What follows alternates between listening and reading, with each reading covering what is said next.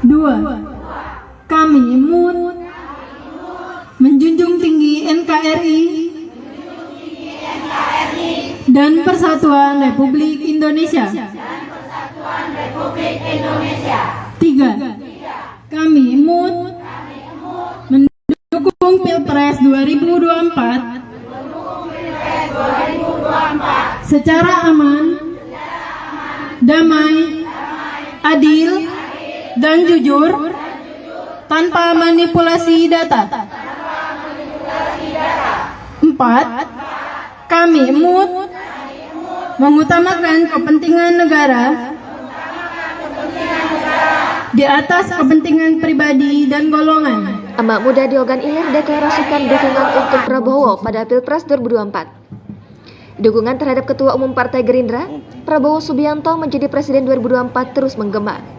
Salah satu dukungan disuarakan elemen masyarakat yang tergabung dalam Emak Muda atau EMUT. Ratusan EMUT dari seluruh penjuru Ogan Ilir hari ini berkumpul di Indralaya untuk mendeklarasikan dukungan kepada Prabowo. Ketua Umum EMUT, Oktasari Sabil menjelaskan alasan pihaknya menjatuhkan pilihan pada Prabowo agar jadi presiden di 2024. Oktasari menilai Prabowo sebagai figur yang disiplin, nasionalis, dan tidak menyukai polarisasi politik identitas. Ex-Dajen Kopassus itu menurutnya juga memiliki pergaulan luas hingga luar negeri.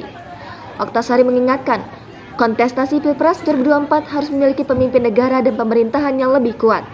Selain itu, pemimpin hasil Pilpres 2024 juga diharapkan mempunyai patriotisme yang tinggi.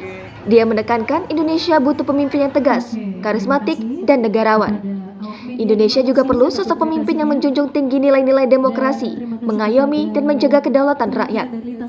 Dalam aksi dukungan itu, masa EMUT sempat meneriakkan yel-yel Prabowo Presiden 2024. Oktasari juga menyuarakan agar Pilpres 2024 tak terulang lagi polarisasi seperti Pilpres sebelumnya. Oktasari mengatakan, EMUT juga berasal dari relawan di Jakarta, Depok, Bogor, Tangerang, Bekasi, Palembang, dan daerah lainnya di Indonesia. Jangan lupa subscribe, share, komen, dan like ya!